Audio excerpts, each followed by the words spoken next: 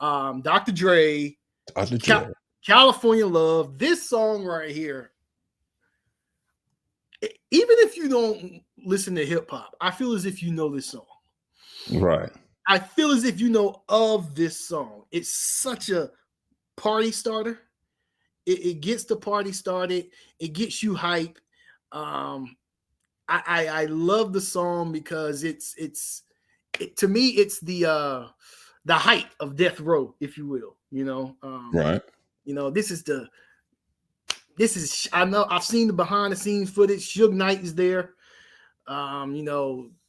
This is before Dre had issues with death row. Before he left to go to started Aftermath, but just a party starter, man. And here it is, California Love, Tupac and Dr. Dre. Keep an eye on the special appearance by Chris Tucker. Oh yeah, okay, here we go.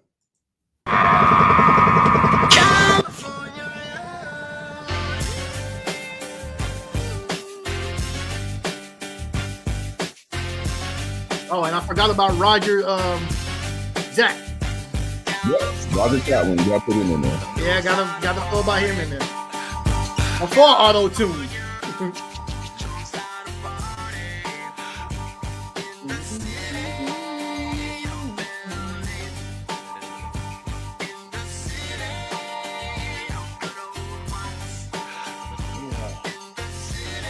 Such a classic, man.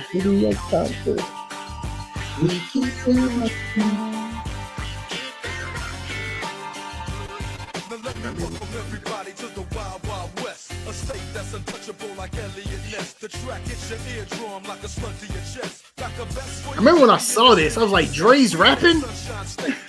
Right.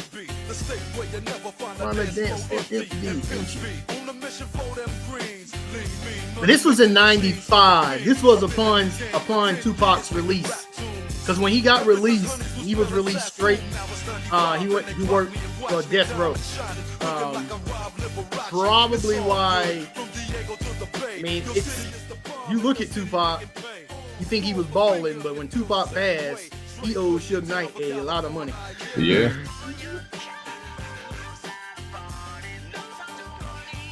Oh, okay. So, do you know what movie this is coming from? Oh, absolutely. Mad Max. There we go. On the Dome, absolutely. Yeah, it was. It's coming from that movie.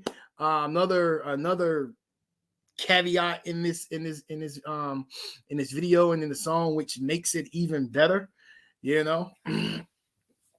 driving the go-karts in the desert. I know Chris Tucker is in it. I think he does like to do an introduction at the beginning. I think it didn't show it on this one. He's in it though. He's in it. He does the introduction. Come on, man. Where you going? Tupac, get in the car with me, man. He's gonna come up there eventually. I think he's in the middle of the video somewhere. Oh yeah. I think he is. At least he's gonna be riding one of the cars, I think. Also earned Tupac a Grammy nomination.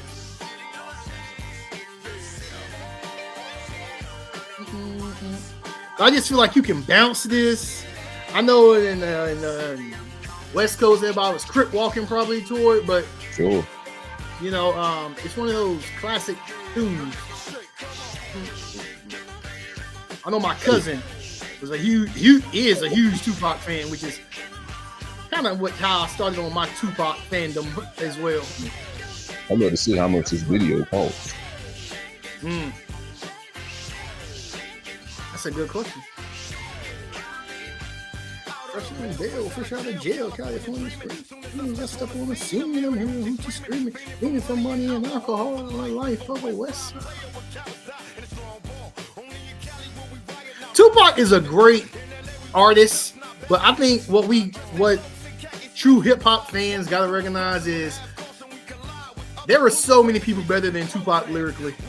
It's just, Tupac was very. This is a great song for Tupac, because it's catchy. Right. I don't think Biggie Smalls can pull this off. You know what I mean? Yeah. Pac was I'm pausing. Okay. Pac was he's just one of those artists that could say a lot with few words. True. You know, it's not like, I'm not saying like he was I'm trying to think of a down south, not dissing down south artists, but the down south artists that are not as lyrically inclined as, you know, other regions, whatever. I'm trying to think of one. Let's just say Pimp C. Like, I like Pimp C, but he doesn't quite rhyme like New York rappers or whatever. Like Pimp C, love Pimp C music, whatever, but it's a clear difference. I would say the exception may be Outkast and Andre 3000. Yeah. No, there's a lot of good down south rappers, well, lyrically anyway, but typically down south rappers can say a lot with a little.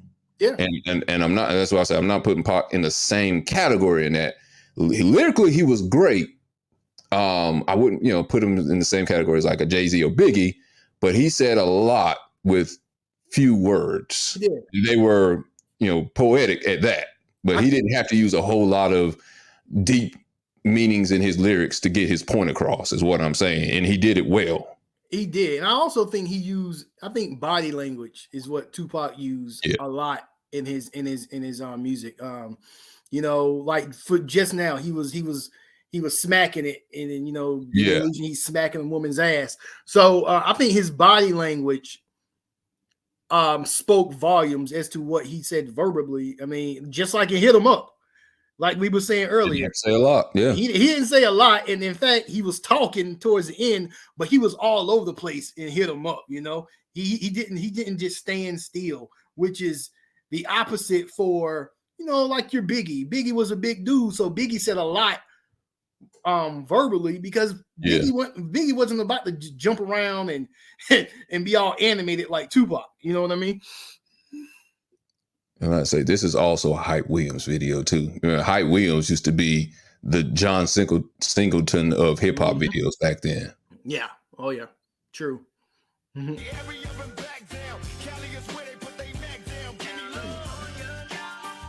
No sign of wait to see Chris Tucker on there.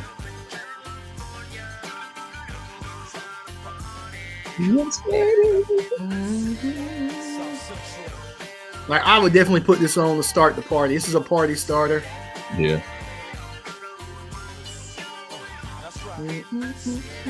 Oh, it's George Clinton. George Clinton, P-Funk. I agree with you. I'm like, I want to know what was the cost to make this, because it doesn't look that expensive. I mean, there's the go-karts. Right. I see some Jeeps. Yeah. Motorcycles in there. Motorcycles. And what's up with the desert? It was Chris Tucker. What's up with the desert in 90s and R&B, man? 90s and hip hop. Right. That part right there, Roger Troutman, love that part. Yeah. How would this song be without him in it? I don't think it would have been anything. You're right. It was. Then he starts shouting out the cities in California. Mm-hmm. Inglewood always up with no good.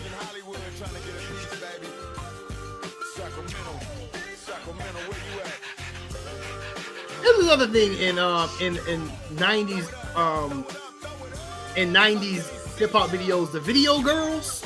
Yeah. Like these are beautiful women in his video, but they tie in with the video. They're dressed like Tupac and Dre, you know, in the I guess you can say in the leather. They're not just shaking their ass, you know what I mean? Right. They have a reason for the video. It's relevant for them to be in the video. You know what I mean? They have a certain set of skills. Yeah, you can say that. Attracted to the video. Yeah, I mean, but then you can look at a video like "I Get Around."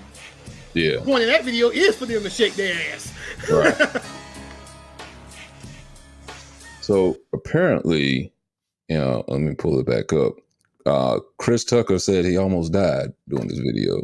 Did not know that. No, Wow. I take that back. I just recently heard that maybe months ago that he almost died. How? I don't know. He said, let's see. Should I say it in Chris Tucker voice? No, I'm just going to read it. He said the same. One of the main sources of dangers that was on the shoot were the dunes in the middle of the desert where filming was happening. Tucker said I was on the Jeep and I was acting, I was overacting, and they went over a dune in the middle of the desert. And then I was like, ah! And Michael said, come here, little boy, come back here. And I said, thank you, God, thank you. I don't know what you're talking about there. Tucker's overacting inevitably became an integral part of the greatness of California love. I don't know if he about flipped his Jeep over or something. I'm guessing that's what he's saying. Yeah.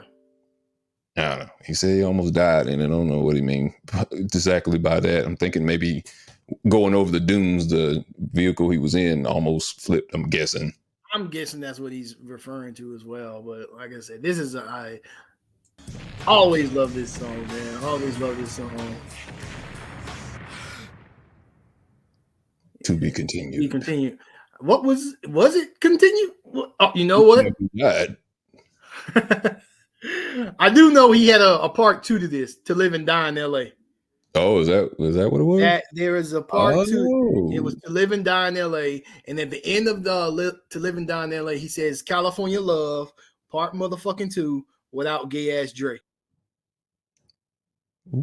That's when Dre had gone off to start Aftermath. And so wow, yeah, I forgot about that. That was actually supposed to be connected.